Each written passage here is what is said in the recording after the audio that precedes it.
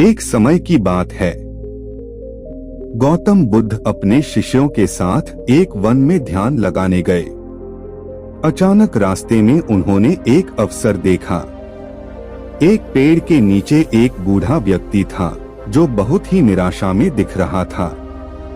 गौतम बुद्ध ने अपने शिष्यों से कहा, इस व्यक्ति के पास कुछ नया सीखने का अवसर है, हमें जाकर उससे मिलना चाहिए। गौतम बुद्ध और उनके शिष्य उस व्यक्ति के पास गए और उसे नमस्कार किया। वह व्यक्ति बूढ़ा था लेकिन बहुत ही बुद्धिमान और ज्ञानी था। गौतम बुद्ध ने पूछा, हे मित्र, तुम इतनी निराशा में क्यों हो? व्यक्ति ने कहा, मेरे पास इतनी अपार संपत्ति थी, मैं इसे दूसरों के साथ साझा करता रहा, लेकिन अचानक मेरा धन मुझसे चोरी हो गया। अब मेरे पास कुछ नहीं बचा है और मैं निराश हो गया हूँ। गौतम बुद्ध ने स्नेहपूर्वक कहा, दोस्त, तुमने सोचा क्या है?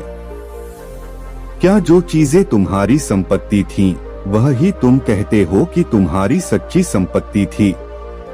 क्या धन ही तुम्हारी आत्मा की महत्वपूर्णता को प्रतिष्ठित करता है? व्यक्ति ने हैरानी से पूछा, तो आप कहाँ जा रहे हैं? क्या आपके पास कोई समाधान है? गौतम बुद्ध ने प्यार से कहा, मेरे दोस्त, जब धन हमारे पास होता है, हमें ध्यान रखने की आवश्यकता होती है कि हम उसे कैसे उपयोग करें। धन एक उपकरण है, न कि जीवन का अंतिम लक्ष्य। फिर उन्होंने एक कथा सुनाई।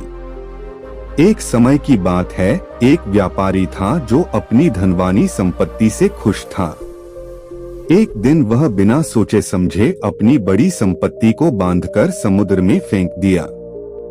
इसके सुनते ही व्यक्ति चकित रह गया और बुद्ध से पूछा, फिर उस व्यापारी ने क्या किया? गौतम बुद्ध मुस्कुराए और बताए, व्यापारी ने ध्यान में आकर समझा कि उसने गलती की है।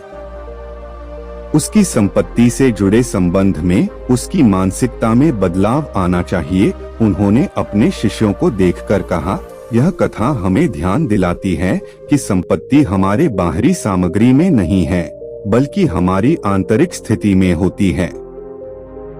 हमें अपने अंतरंग धन का सम्मान करना चाहिए और उसे सही तरीके से उपयोग करना चाहिए। व्यक्ति ने गौतम बुद्ध के वचनों को सुनकर समझा कि संपत्ति और आनंद वास्तव में अंतर्निहित हैं। वह निराशा से मुक्त हुआ और आदर्श जीवन जीने की ओर अपनी प्रेरणा बढ़ाने को तत्पर हुआ। इस कथा से हमें यह समझना चाहिए कि जीवन में असाधारणता और सफलता के लिए हमें बाहरी संपत्ति की जगह अपनी आत्मिक संपत्ति, अनंत ज्ञान और सच्चा आनंद को महत्व देना चाहिए। हमें अपनी आंतरिक शक्ति को पहचानना चाहिए और उसे प्रयोग में लाना चाहिए, क्योंकि जब हम आंतरिक शांति, संतुष्टि और समृद्धि प्राप्त करते हैं, तो हम सच्ची सुख और समृद्धि का अनुभव करते हैं।